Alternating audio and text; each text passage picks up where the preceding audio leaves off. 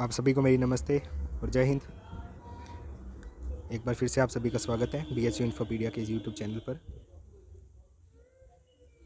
तो जैसा कि हमने लास्ट सेशन में, हमारी वीडियो के सेशन में हमने रीजनिंग स्टार्ट की थी और रीजनिंग का हमने पहला चैप्टर जो स्टार्ट किया था वो थी सीरीज़ यानी श्रृंखला। ठीक है, तो इसको हमने दो पार्ट्स में डिवाइड कर दिया था। एक हमने नंबर सीरीज़ कर दिया और दूसरा अल्फ़ाबेटिकल सीरीज़।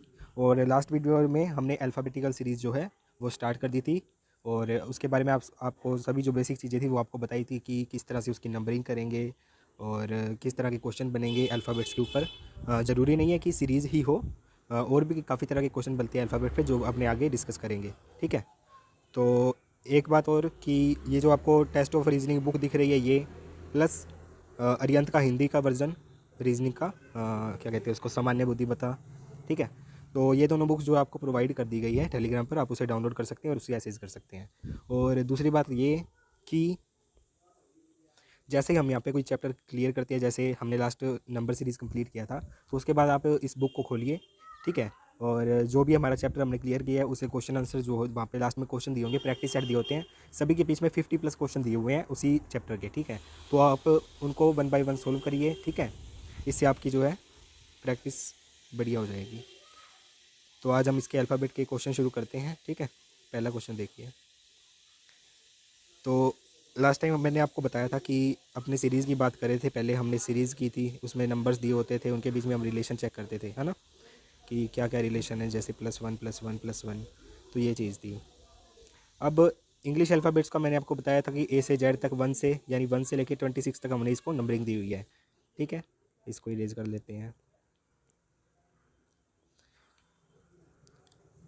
अब वही सेम चीज़ जैसे हम पहले सोल्व करते आ रहे हैं क्वेश्चंस को, हम पहले क्वेश्चन को पढ़ेंगे। क्या पूछा गया है, वो कह रहा है कि analyse the given series of English alphabets and find the missing term. वो कह रहा है कि भैया ये जो आपको सीरीज़ दी गई है इसको आप एनालाइज करिए और जिस तरह से इनके बीच में रिलेशन है इनकी टर्म्स के, सीरीज़ के, तो ये जो मिसिंग टर्म है, फोर्थ टर्म, इसको फाइंड करना है अपनों को कि क्या आएगी। तो हम सबसे पहले सीरीज़ को देखते हैं। क्या दिया हुआ है, A D G। ठीक है, तो हम A से D तक की बात करते हैं। तो A हमें पता है कि इंग्लिश अल्फ़ाबेट में 1 पर आता है और D हमें पता है कि अल्फ़ाबेट में 4 पर आता है। तो हमें A और D में ये रिलेशन देखने को मिलता है कि इनके बीच में 2 टर्म है। ठीक है, फिर उसी तरह हम आगे देखते हैं D से G की तरफ। तो D 4 है ही और G की हम बात करें तो कितना होता है, EFG, यानी 7 नंबर पे।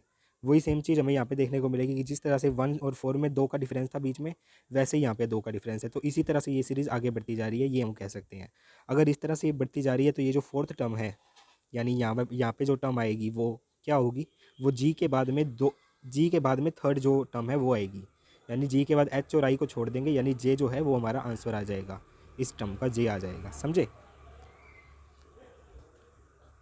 तो इस तरह से ये क्वेश्चन सोल्व होते हैं। ये एक सिंपल क्वेश्चन मैंने आपको आगे आगे इसलिए दिया है क्योंकि हम अभी अभी जो है नंबर सीरीज़ हमने कंप्लीट किया है, तो उसी तरह की नंबर सीरीज़ यहाँ पे आपको देखने को मिल रही है। तो इस तरह के जो है सिंपल क्वेश्चन आपको देखने को मिल सकते हैं। अगर आपके बेसिक क्लियर है तो आप उसे आसानी से कर लेंगे सोल्व। तो चलिए आगे देखते हैं। सेकंड क्वेश्चन है वही सेम चीज़। सबसे पहले मैंने आपको यहाँ पे जो क्वेश्चन अभी मैं करवा रहा हूँ 10 या 12 क्वेश्चन होंगे, उसके बाद कुछ प्रैक्टिस सेट है। ठीक है, तो ये 10 से 12 क्वेश्चन जो है ये कम से कम 5 से 6 जो पैटर्न है इसके अल्फ़ाबेट्स वाले चैप्टर के, वो चीज़ें हैं। तो मैंने हर पैटर्न के 1 2 या 3 क्वेश्चन जो है यहाँ पे रखे हुए हैं और इससे आपको सोल्व करने में आसानी होगी। ठीक है, तो अब ये जो सेकेंड क्वेश्चन है ये है एक पूरी अल्फ़ाबेट के ऊपर रिलेटेड। जैसे हमने लास्ट वीडियो में हमने बात की थी कि A से Z तक जो है, यानी अगर वो कहे कि अल्फ़ाबेट्स में बाईं तरफ जाना है तो यानी A से Z की तरफ, वो कहे कि दाईं तरफ तो Z से A की तरफ। ठीक है, ये चीज़ें हमने बेसिक हमने जो बातें की थी। अगर आपने ये चीज़ नहीं पढ़ी है तो पहले आप उसे वीडियो को देखिए, अच्छी तरह क्लियर करिए, उसके बाद क्वेश्चन सोल्व करिए। ठीक है, चलिए। तो अब यहाँ पे सेम चीज़, पहले हम क्वेश्चन पढ़ते हैं क्या पूछा है। और एक चीज़ और ही मैंने यहाँ पे ये बतानी है, इंग्लिश और हिंदी दोनों लिखे हैं। तो इंग्लिश में आप देखेंगे कि एक दूसरे के वाइस वर्सा चलते हैं अगर क्वेश्चन लिखने में बात की जाए। तो यहाँ पे अगर हिंदी में बात करते हैं तो पहले भी सीधी बात कहेगा। अगर हिंदी में हम देखें तो वो कहेगा कि भैया ये जो सीरीज़ है, अनुक्रम है, बाएं से 18वां पद, यहाँ पे हम देखेंगे कि 18वां कौन सा आया है और उसके बाद उस 18वें के रिगार्डिंग वो कह रहा है कि उस 18वें पद के दाएं से छठा। अब इसके ये जो 18वां पद हमें कोई भी मिल गया मान लो, ठीक है, तो उसकी दाएं की बात करें तो दायां इस तरफ होगा, बायां इस तरफ होगा। सही है, ये दायां हो गया और ये बायां हो गया। तो इस तरह से हमें पता चलेगा कि हिंदी में उसने ये कहा है कि 18वें पद के दाईं तरफ का कितना 6वां, तो यानी 18 + 6 24वां जो पद होगा, यानी 24वां कितना होता है 25 का हमें पता है कि y होता है, तो y से पहले वाला x, ठीक है, यानी x इसका आंसर आ जाएगा। अब वापस देखिए एक बार, इंग्लिश में हम पढ़ेंगे जब इसे, तो यहाँ पे लिखा पड़ेगा कि what is the sixth term from the right of, यानी एक सिक्स्थ टर्म है फ्रॉम द राइट ऑफ, दो टर्म्स है, ये वाली जो है ये हमें पहले ज्ञात करनी पड़ेगी जब इंग्लिश में लिखा हुआ है, और ये वाली बाद में। क्या समझे, एक बार फिर से क्वेश्चन पढ़िए इंग्लिश में। वो कह रहे हैं what is the sixth term from the right of what, right of 18 term from the left of given sequence. तो यानी पहले हम इस सीक्वेंस, ये जो अल्फ़ाबेटिकल सीरीज से पहले की बात की गई है, पहले हम इसे चेक करेंगे, देन हम इसे देखेंगे। तो जब इसमें सोल्व करते हैं, ये कह रहा है कि सीक्वेंस में बाई तरफ लिखा है ना लेफ्ट ऑफ सीक्वेंस, तो यानी ए से जेड की तरफ 18वां पद, 18वां कितना होता है बताओ, हमने पढ़ा था कि ओ 15 होता है, तो यानी 16 17 18 का मतलब PQR, आर आ जाएगा 18, ठीक है। और 18 के दाई की तरफ बात कर रहे हैं 6, तो 18 में 6 जोड़ दोगे 24, 24 यानी x, ठीक है। इस तरह से ये क्वेश्चन सोल्व होगा। आगे देखिए, पहले मैंने बाएं से दाएं, दाएं से बाएं, इस तरह के क्वेश्चन है, तो इस तरह के मैंने 2-3 डाले हुए हैं, इससे आपको थोड़ा अंदाजा हो जाएगा कि किस तरह से सोल्व करनी है। पहले हम हिंदी में पढ़ेंगे कि वो कह रहा है कि अंग्रेजी वर्णमाला है, ठीक है, ए से जेड की तरफ, और ये कह रहा है कि दाईं ओर से 5वां पद, ठीक है, इस चीज़ को पढ़िए, दाईं ओर से 5वां पद, यानी ए से जेड की तरफ हमने जब लिख दिया, जब वो कहेगा कि दाईं ओर से 5वां पद, यानी यहाँ से हमें इस तरफ आना है, ठीक है। और जब पीछे से गिनना होता है तो आप उसको सोल्व आसानी से कर सकते हैं। आप 27 में से, यानी यहाँ पे 5 पूछे तो 5 माइनस कर दो, यानी 22वां जो टर्म है वो हमारा आंसर आ जाएगा। इसमें आंसर नहीं आएगा, यानी ये टर्म पता लग जाएगी हमें, ठीक है। एक बार इसको इरेज करते हैं।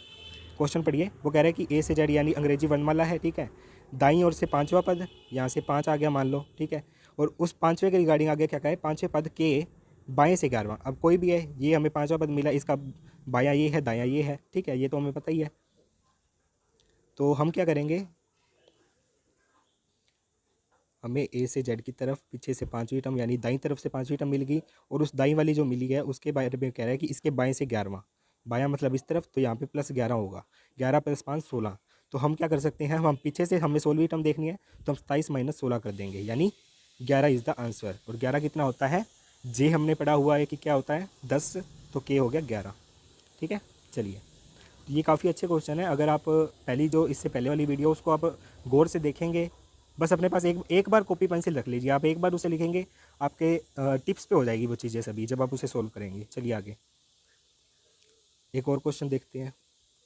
वही सेम चीज़ रहेगी जैसे मैंने बताया कि इंग्लिश में जब आप देखोगे तो पहले जो पीछे टर्म दी है वो देखनी पड़ेगी, फिर उसके रिगार्डिंग आगे वाली है, ठीक है, जबकि हिंदी में सीधा लिखा होता है। तो देखिए इसे इरेज करते हैं एक बार। चौथा क्वेश्चन देखिए, what will be the 12th term from the right of what, right of this term from the right side.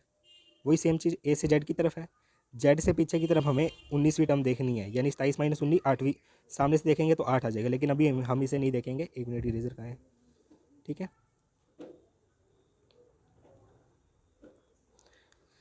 तो पीछे से 19वीं, यानी अंग्रेजी वर्णमाला के दाईं ओर से 19वीं आ गई, लिखा हुआ है ना, और उस 19वां पद जो हमें मिलेगा उसका दायां इस तरफ आएगा और बायां इस तरफ आएगा, तो दाईं तरफ हमें जाना है कितना 12, तो 19 में से हम 12 घटा देंगे, यानी 7। 7 क्या, जेड से दाईं तरफ जो 7वां आएगा वो इसका आंसर हो जाएगा। 1 मिनट रुकिए, इरेज करके अच्छे से लिखने दीजिए। ये कह रहा है कि अंग्रेजी वर्णमाला है, यानी ए से जेड की तरफ है, ठीक है।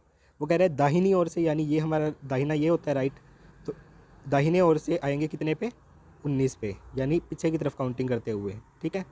तो 19वें पे आ गए, उस 19वें के बाद वो क्या क्या कह रहा है, इस पद के दाएं से 12वां, दाएं से 12th पद, 12th टर्म जो है हमें देखनी है। अब इस टर्म का जो है राइट ये है, लेफ़्ट ये है, राइट तरफ इसने कहा कितना का है 12, यानी हम ये कह सकते हैं कि 19 से पीछे की तरफ जा रहा है, 12 पे जा रहा है, यानी पीछे कितने रह जाएंगे 7, तो 7 इज़ द हमारा पीछे से जो 7वां है वो हमारा आंसर आ जाएगा, यानी 27 - 7 20, 20 कितना होता है ए जे और टी, यानी 2। इस तरह से ये क्वेश्चन सोल्व होगा।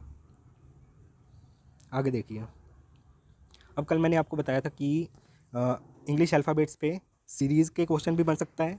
एक अभी जो हमने टर्म्स ज्ञात करने वाले देखे थे, ये तरह के क्वेश्चन बन सकते हैं। इसके अलावा एक और कि मैंने आपको बताया था इंग्लिश अल्फ़ाबेट जो 26 होते हैं नंबर में, उनको हम डिवाइड कर सकते हैं 2 इक्वल पार्ट्स में, यानी 13 और 13 के, यानी ए से लेकर एम तक और एन से लेकर जेड तक। तो ये 13 के 2 जोड़े बन गए। तो इसमें क्या होता है, इनको अर्धांश कहा जाता है हिंदी में, इंग्लिश में पता नहीं क्या कहते हैं, आप बताना कमेंट में। तो दो अर्धांश बन जाते हैं। इनमें क्या करता है, एक तरह के स्पेशल क्वेश्चन बनते हैं कि एक अर्धांश को उल्टा लिख दिया जाता है, या फिर इससे पहले एक ये क्वेश्चन बनता है कि पूरे सीरीज़ को उल्टा लिख दिया जाता है, समझ गए। तो इस तरह से हम देखेंगे कि एक अर्धांश को तो उल्टा लिख देगा, यानी एम से ए की तरफ लिख देगा, और बाकी एज इट इज़ दूसरा अर्धांश एन से जेड की तरफ। यानी यहाँ पे मैं लिख के दिखाता हूँ आपको। अगर वो कह दे कि ए से एम तक और एन से जेड तक दो अर्धांश हैं, ठीक है, और इस पहले वाले को उल्टा लिखना है, यानी एम से पहले एल के, इस तरह से लिखते लिखते ए तक, और देन ये वाला एज इट इज़ लिखना है एन से जेड तक। इस तरह से ये एक नई सीरीज़ बन जाती है, और इस सीरीज़ में से हम एक स्पेशल केस देकर क्वेश्चन पूछते हैं कि कोई टर्म पूछ लेते हैं वो हमसे, ठीक है। इसको इरेज करते हैं, हम क्वेश्चन पढ़ते हैं क्या है। यहाँ देखिए वो कह रहा है कि if all the alphabets are written backward, ये ऑल अल्फ़ाबेट्स का है, ठीक है, अर्धांश वाला नहीं है, ऑल अल्फ़ाबेट्स, यानी ए से जेड तक जितने भी हैं उन सभी को उल्टा, यानी जेड से ए की तरफ लिखना, ठीक है। ये मैंने साइन, ये क्या खुल रहा है भाई, एक मिनट, अब देखिए। तो ये कह रहा है इफ़ ऑल द अल्फ़ाबेट्स, यानी ए से जेड तक जो हमारे 26 अल्फ़ाबेट्स हैं उनको हमने उल्टा क्रम में लिखना है, यानी 26 जेड से ए की तरफ लिखना है, यानी जेड उससे पहले वाई एक्स डब्ल्यू इस तरह करते करते ए तक। तो उसमें हम काउंटिंग करेंगे जेड 1 पर और ए 26 पर, ये उल्टा हो जाता है। देन उसमें क्या पूछ रहा है कि वो, अब ये जो नई सीरीज़ बन गई यानी जेड से ए की तरफ, उसमें पूछे then what will be the 7th term from the left of 12th term from the right side of English alphabets. अब वही चीज़ इस बात को तो आप समझ ही गए हो, 7th टर्म 12th टर्म, तो हमें इसमें पहले 12th टर्म देखनी है जिस साइड से वो कह रहा है अल्फ़ाबेट्स जो भी हमारी सीरीज़ है उसके, देन हमें उसके रिगार्डिंग्स अगली टर्म देखनी है। तो यहाँ पे हमको उसने क्या कहा है कि जेड से ए की तरफ लिखा हुआ है, ठीक है। अब वो क्या कह रहा है, ये नई सीरीज़ बन गई हमारी, व्हाट विल बी, हिंदी में देखिए, अंग्रेजी अक्षर के दाईं ओर से।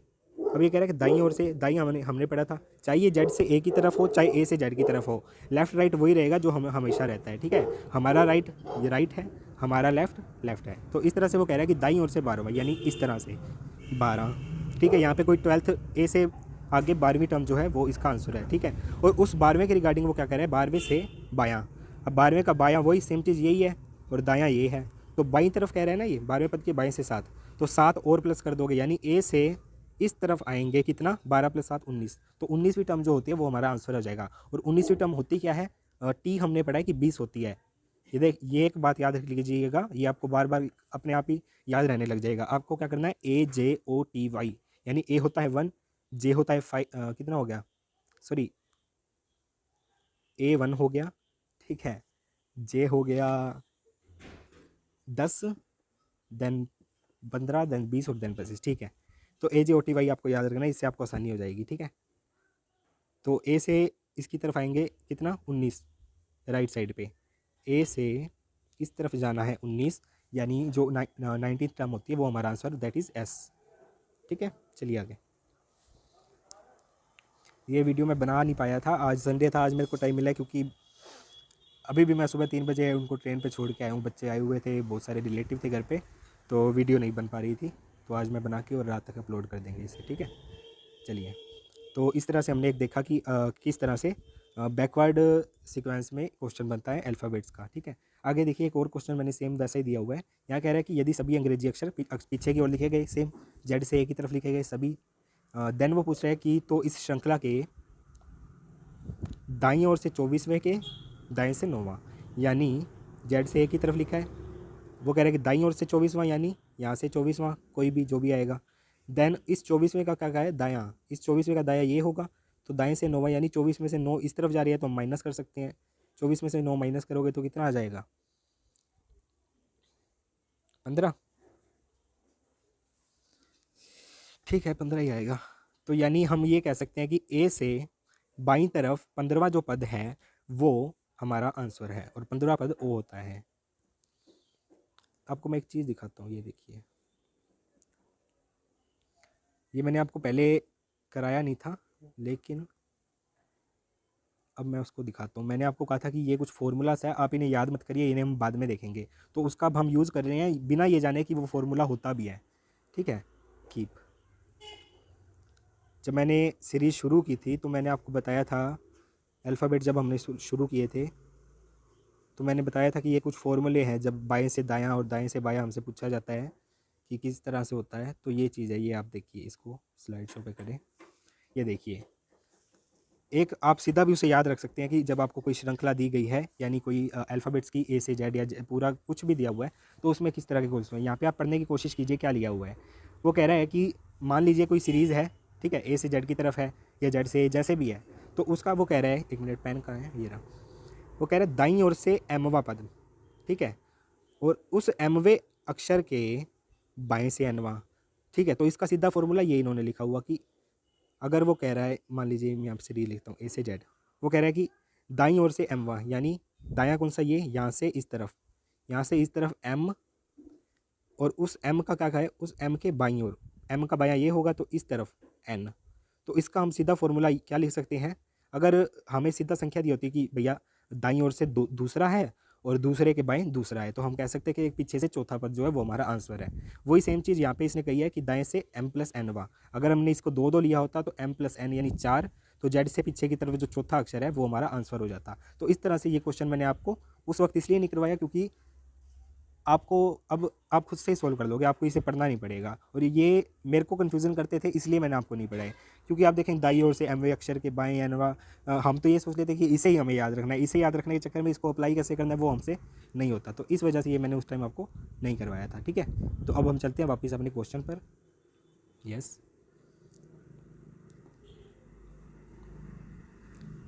और कहाँ है,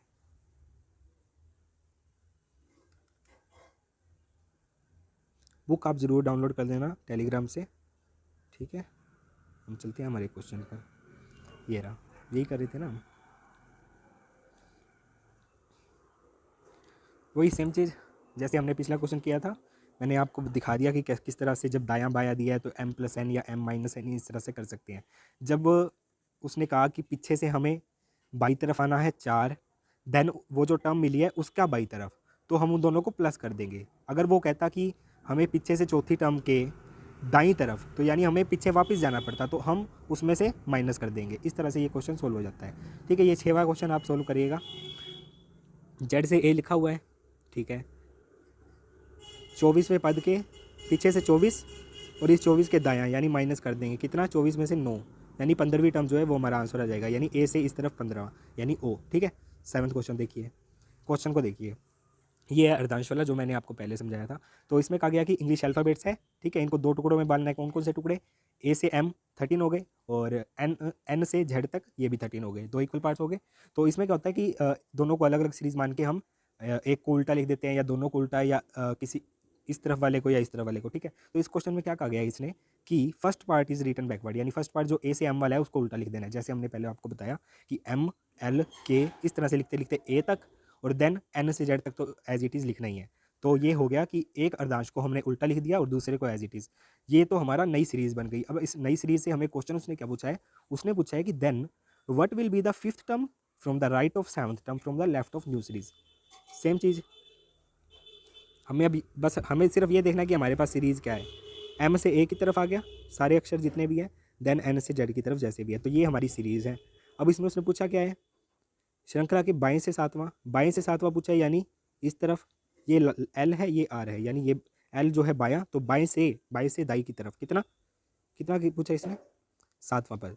यानी हम कह सकते हैं कि एम से ए तक की सीरीज़ में, ठीक है, एम से ए की तरफ सातवां पद, यानी 14 माइनस 7 करें तो 7 भी आ सकता है इसका आंसर, ठीक है। तो यानी पीछे की तरफ 7वीं टर्म।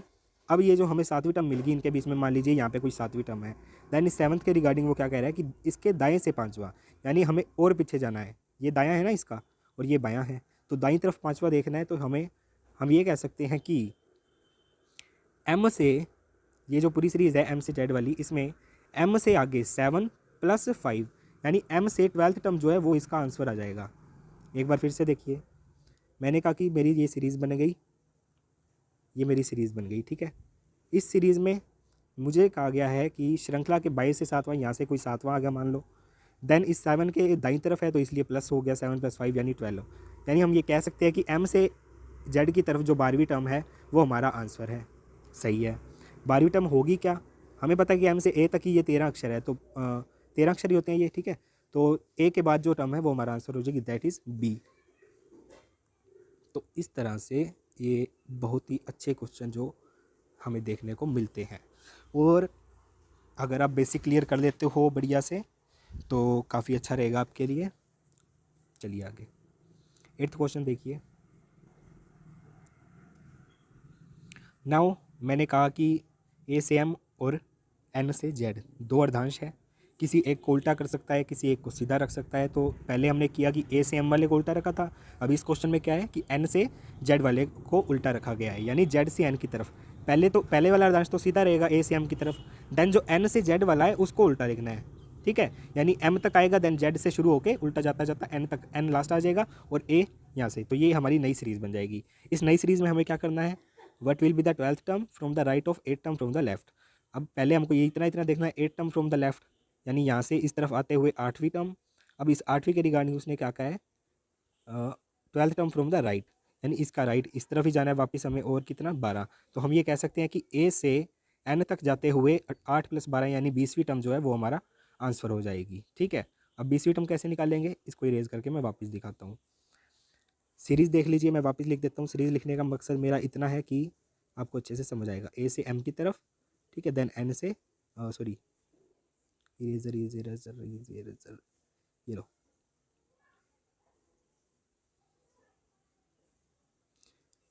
जेड से एन की तरफ।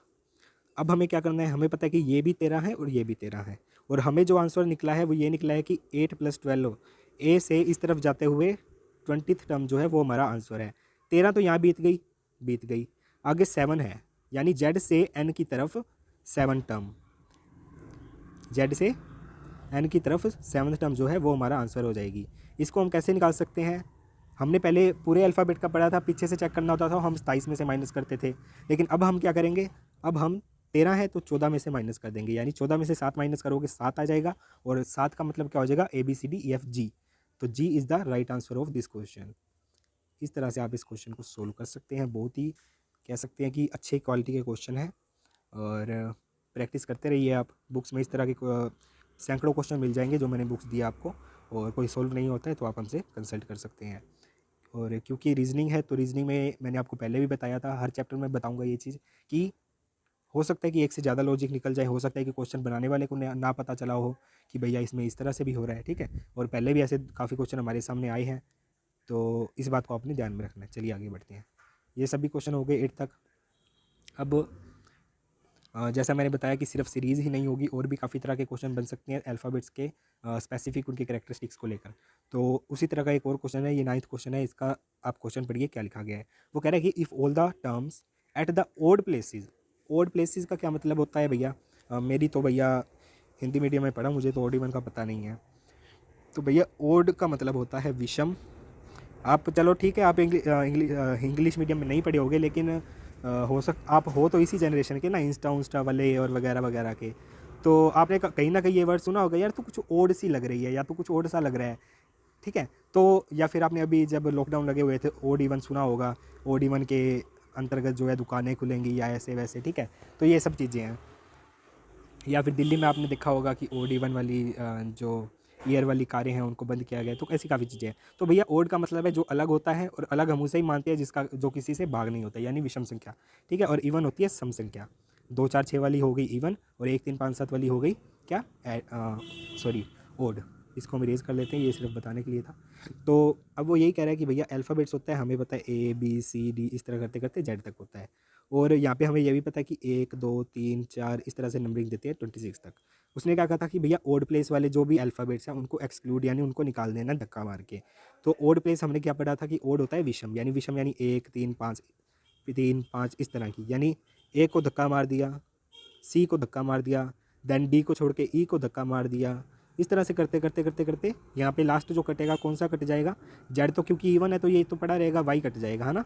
तो वाई को हम धक्का मार देते हैं। इस तरह से ये सारे जो जो टर्म्स हैं ओड प्लेसेस वाली, ये सब जब गायब हो जाएगी तब आपको क्या मिलेगा, आपको मिलेगा ये कि आपके पास सम संख्या वाले अल्फ़ाबेट्स रह जाएंगे, यानी बी, देन डी, देन 6 पे क्या होता है EF, देन जी को छोड़ के H, देन आई को छोड़ के J। इस तरह करते करते लास्ट जो आएगा आपके पास Z आएगा, ठीक है। तो अब ये आपके पास एक नई श्रृंखला बन गई। अब जो हमारे क्वेश्चन का सेकंड पार्ट है वो शुरू होगा, ये नई सीरीज़ बनने के बाद इसमें से कोई टर्म हमसे पूछी जाएगी। अब वही सेम चीज़ रहेगी इस सीरीज़ में भी कि ये हमारा राइट रहेगा और ये लेफ़्ट रहेगा, ठीक है। बाकी सभी रूल्स जो है वो सभी लागू रहेंगे। इसके बाद देखते हैं कि क्वेश्चन क्या पूछ रहा है। वो कह रहा है what will be the 13th term of the new series. Simple सी चीज़ पूछिए कि ये भैया नई सीरीज़ बन गई, इसमें से हमें इतना बता दो कि 13th जो टर्म है वो क्या आएगी, बस इतना बताना है। तो हम जब इसे काउंट करेंगे तो पहली बात तो जब हमने ये देखा कि इसमें से नंबर कटे कितने हैं, जब हम काउंट करेंगे तो हमें पता चलेगा कि ओड प्लेसेस वाले कितने थे।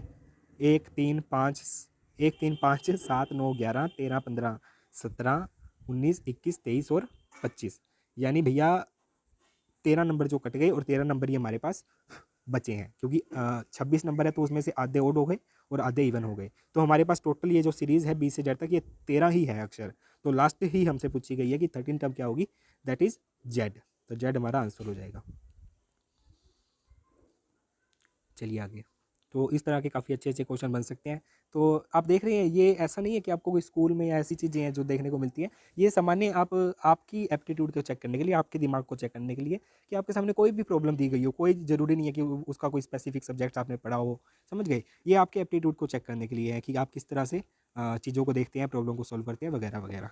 चलिए आगे देखते हैं। एक और पैटर्न मैंने आपको बताया था कि और तरह का क्वेश्चन बन सकता है, तो दैट इज़ ये आपके सामने है। इसमें क्या कहा गया है कि ये शब्द दिया गया है आपको कम्युनिकेशन, यानी COMM, ये सभी आपको अल्फ़ाबेट्स की एक सीरीज़ दी गई है कम्युनिकेशन। अब इसमें वो क्या कह रहा है कि क्या करना चाह रहा है क्वेश्चन वाला, वो कह रहा है पहला और दूसरा यानी first term C and second term O, तीसरा और चौथा M एंड M, और इसी तरह से आगे करते करते पाँचवा और छठा, छठा और सातवां, इनका करना क्या है वो आगे बताते हैं। ये पाँचवा छठा I और C, छठा सातवां, यही हो गया क्या, पाँचवा छठा सातवां आठवां, सॉरी, ठीक है। तो इस तरह से वो क्या कह रहा है कि इन ये जो दो दो के जोड़े हैं इनको करना क्या है, इस तरह से आपस में बदल दिया जाए। एक मिनट, इसको इरेज करते हैं। अब वापस देखते हैं। वो कह रहे हैं कि कम्युनिकेशन शब्द है, ये अल्फ़ाबेट्स है COMM, इसी क्रम में है। अब इनमें से वो कह रहा है कि फर्स्ट और सेकंड टर्म, सेकंड और third, sorry, first and second, third and fourth, इस तरह से इन टर्म्स को जो है आपस में बदल दिया जाए। यानी नया जो हमारे पास वर्ड बन जाएगा, या हम कहें कि अल्फ़ाबेट्स की जो सीरीज़ बन जाएगी वो ये बन जाएगी कि OC, और आगे तो है ही MM ही रहेगा। देन U और N है जो आपस में बदल जाएंगे। देन I और C है वो बदल जाएंगे आपस में। इस तरह से ये जो सीरीज़ है हमारे पास लास्ट में क्या आ जाएगा, N आ जाएगा, ठीक है। ये एक नई सीरीज़ बन जाएगी। अब वही सेम चीज़, एक नई सीरीज़ बनने के बाद क्वेश्चन का दूसरा पार्ट स्टार्ट हो जाएगा। उसमें हमसे पूछा जाएगा मेन चीज़ क्या पूछेगा, then what will be the 10th term from your right side. From your right side और फ्रॉम अल्फ़ाबेट्स राइट साइड दोनों चीज़ें सेम है, ठीक है। हमारा राइट भी यही है और अल्फ़ाबेट्स का राइट भी यही, राइट साइड भी यही है। तो राइट साइड से इस तरफ जाना है, और कितना जाना है, 10th। तो इस तरह से हम जब वर्ड को पूरा लिख देंगे, चले हम इसे लिखते हैं, I और C हो गया। देन यहाँ पे लिख देते हैं T और A, O और I एंड S। तो हम जब राइट साइड से लेफ़्ट साइड पे जाते हैं 10th टर्म को चेक करने के लिए, हमें पता चलता है 1 2 3 4 5 6 7 8 9 10, दैट इज़ M। M हमारा आंसर हो जाएगा। मैं एक बार इस क्वेश्चन को फिर से रिपीट करना चाहूँगा। हमें एक वर्ड दे दिया जाएगा, वो वर्ड हमारे लिए एक अल्फ़ाबेट्स की सीरीज़ है, ठीक है। उसमें हमको एक केस दे दिया कि इस तरह से इंटरचेंज कर दिया गया है कुछ टर्म्स को, पहली और दूसरी, तीसरी और चौथी, इस तरह से करते करते जब हम उनको उस हिसाब से पुट कर देंगे तो हमारे पास एक नई सीरीज़ बन जाएगी, ठीक है। उस सीरीज़ में हमको क्वेश्चन पूछ लिया जाएगा, कोई भी टर्म हो सकता है, सिंगल ही केस दे दिया जाए कि राइट से 10th बता दो, या इसके बाद एक टर्म और जोड़ दे कि राइट से 10th के दाईं ओर। तो वही सेम चीज़ M+N वाली जो हमने पीछे की है, ये भी हो सकता है। हालांकि मुझे नहीं लगता कि आपसे एक ही क्वेश्चन के अंदर इतनी ज़्यादा चीज़ें आपसे पूछी जाए, क्योंकि इसी के अंदर हम देखें तो हमें एक 3-4 चीज़ों का ज्ञान होना चाहिए। तो ये क्वेश्चन थोड़े लेंथी भी हो सकते हैं बनाने में, तो कोई दिक्कत नहीं है, आप दोनों को सोल्व कर लोगे, क्योंकि हमने आपको स्टेप वाइज करवाए हैं सारे क्वेश्चन। तो आप पहले क्वेश्चन में जो आपने सोल्व किया है वो आपका दूसरे में काम आएगा, इसी तरह से करते करते आगे में, ठीक है। तो ये 10 क्वेश्चन थे जो मैंने अलग अलग पैटर्न के आपको करवाने थे, सोल्व करवा दिए हैं। और इसके अलावा मैंने आपको प्रैक्टिस सेट दिया है, जैसे कम्युनिकेशन में हमने ये सब चीज़ें की थी। सेम क्वेश्चन करना है आपको, सोल्व करने के लिए दे रहा हूँ, आप करोगे और कमेंट में जवाब दोगे, और अगर सोल्व नहीं होता है तो टेलीग्राम पे आओगे, ठीक है। कम्युनिकेशन दिया था, अब इसकी जगह आपको एक नया वर्ड दिया है, ये हैंडकरचीफ, यानी इसमें ये जो दिए गए हैं आपको वर्ड H और A, N और D, इनको आपस में इंटरचेंज करना है, सेम पिछले क्वेश्चन की तरह, ठीक है। इसके अलावा एक लास्ट चीज़ और बता देता हूँ कि किस तरह का क्वेश्चन आता है। ये देखिए, ये क्वेश्चन भी काफ़ी अच्छा है। ये कह रहा है कि a word is given below, ये वर्ड दिया गया है। How many couples of alphabet, couple मतलब जोड़े, कोई भी जोड़े, जैसे इस वर्ड में देखेंगे तो डब्ल्यू और एन एक जोड़ा है, या फिर कोई भी दो जोड़े, डब्ल्यू और एस भी हो सकता है, आस पास के, साथ के या दूर के, कोई भी। हमें क्वेश्चन को पढ़ना है पहले। वो कह रहा है कि वर्ड दिया गया है, कितने जोड़े ऐसे हैं अल्फ़ाबेट्स के जिनके in the given word which have same number of terms between them. ये चीज़ आपको ध्यान रखनी है, ठीक है। आगे मैं बताता हूँ क्या है। As in English alphabet series, वो कह रहे हैं आप एक चीज़ देखिए, A B C D E F G ऐसे जेड तक हम लिखते हैं, ये इंग्लिश अल्फ़ाबेट्स होते हैं।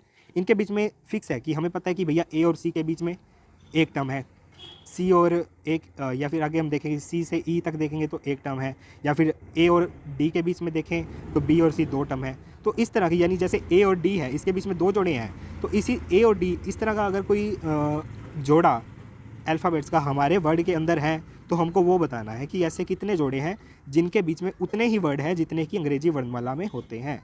एक बार फिर से क्वेश्चन दोहराइए। नीचे एक शब्द दिया है, दिए गए शब्द में अक्षरों के ऐसे कितने जोड़े हैं, यानी अल्फ़ाबेट्स के ऐसे कितने जोड़े हैं जिनके बीच में उतनी ही टर्म्स हैं जितनी कि अल्फ़ाबेट्स में होती है।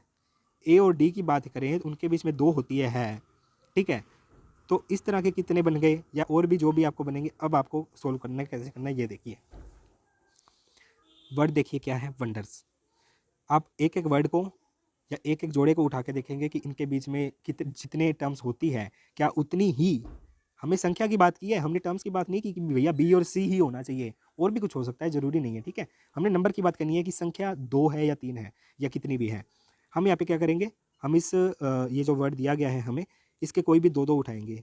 हम जैसे डब्ल्यू और ओ की बात करते हैं, तो इंग्लिश अल्फ़ाबेट में जाके आप काउंट करोगे तो आपको क्या पता चलेगा, ओ और डब्ल्यू के बीच में बहुत सारा डिफरेंस होता है, जबकि इस वर्ड में इनके बीच में कोई टर्म नहीं है, तो ये हमारा नहीं है। तो इस तरह से काफ़ी तो वैसे ही कैंसिल हो जाएंगे, है ना। तो एन, अब आप आगे देखेंगे तो ओ एन एन दिखेगा, ये आपको पता लगेगा, हाँ भैया एम एन ओ पी, यानी एन और ओ या ओ और एन, इनके बीच में कोई डिफरेंस नहीं होता, या फिर हम कहें कि उतना ही डिफरेंस है जितना कि अंग्रेजी वर्णमाला में होता है। तो यानी हमें एक जोड़ा मिल गया, ओ और एन, ये हम साइड में लिख लेते हैं और इसको इरेजर से मिटा देते हैं। एक जोड़ा मिल गया। फिर देखिए, इसको भी मिटाएं, इरेजर ये लीजिए, ठीक है, एक जोड़ा ये बन गया। देन हम देखते हैं ओ एन, अब आगे वाले जोड़े देखते हैं, डी और एन भी नहीं बनेगा। डी और ई की बात करते हैं, हाँ ठीक है, डी और ई होते ही हैं, साथ में ही होते हैं ये दोनों, इनके बीच में उतना ही डिफरेंस है जितना यहाँ पे है, ठीक है। तो एक ये डी और ई, एक ये जोड़ा बन जाएगा, दो जोड़े बन गए। देन हम फिर से इस वर्ड को देखेंगे, क्या हमें और कोई जोड़े दिखते हैं, जैसे हाँ एक और मिल गया सेम। ये क्वेश्चन मेरे ख्याल से इजी है इसलिए दे दिया गया एग्जाम्पल में ना। आर और एस की बात करें, हाँ ठीक है, P Q R S same चीज़, तो तीन जोड़े मिल गए। अब इन ये तो हालांकि इनके बीच में एक कोई भी डिफरेंस नहीं है, या एक एक का ही डिफरेंस है, तो हो सकता है कि ज़्यादा का डिफरेंस वाला क्वेश्चन मिल जाए, आप उसके लिए भी तैयार रहिएगा। आगे देखिए, अब ये तो हो गए पास पास वाले, इसके अलावा दूर वाले आप देखेंगे कि भैया, आप एक और चीज़ देखिए, एन और आर को देखिए, आप काउंटिंग करेंगे अल्फ़ाबेट में जाके तो आपको पता लगेगा N O P Q R, यानी M N O P Q, यानी एन और आर के बीच में 3 सीरीज़ है, जबकि हमें इस वर्ड के अंदर एन और आर के बीच में 2 दिख रही है, यानी ये जोड़ा नहीं है उसमें। इस तरह से आपको चेक करने हैं सभी 1 by 1, step by step, pencil. फिर और देखते हैं हम थोड़ा घूर के इसको, एन और एस की बात कर लेते हैं, या एन और आर की बात तो हो ही गई है, ठीक है, M N O P Q R S, D और ही हो गया। तो मेरे ख्याल से तो इतने ही हैं, इसमें 3 जोड़े ही होने चाहिए। अगर आपको कोई और जोड़ा दिखे तो मुझे बता दीजिएगा, ठीक है। एस, एस और डब्ल्यू की देख लीजिए एक बार, S T U V W, नहीं उसमें 4 होते हैं, यहाँ पे 5 हैं, ठीक है। आर से डब्ल्यू की तरफ देखें तो P Q R S T U V W, ठीक है। एक और मिल गया आर और डब्ल्यू, तो आप समझ रहे हैं इस तरह से ये क्वेश्चन सोल्व होगा। मैंने भी ये क्वेश्चन पहले सोल्व नहीं किया था, और मैंने भी पहले, हालांकि मैंने ये क्वेश्चन मिला ही नहीं मुझे, मैंने जो बुक से अपनी रीजनिंग कंप्लीट की थी उस टाइम, तो मुझे ऐसा कोई क्वेश्चन देखने को मिला नहीं। मैंने बाद में टेक्स्ट बुक में देखा था, टेक्स्ट बुक्स का मैंने पास लिया हुआ था, उसमें मुझे ऐसा क्वेश्चन देखने को मिला, ठीक है। अच्छा क्वेश्चन है, और आपके जो यूनिवर्सिटी एंट्रेंस के एग्ज़ाम होते हैं उसमें ऐसा क्वेश्चन आपको देखने को ज़रूर मिल सकता है, ठीक है।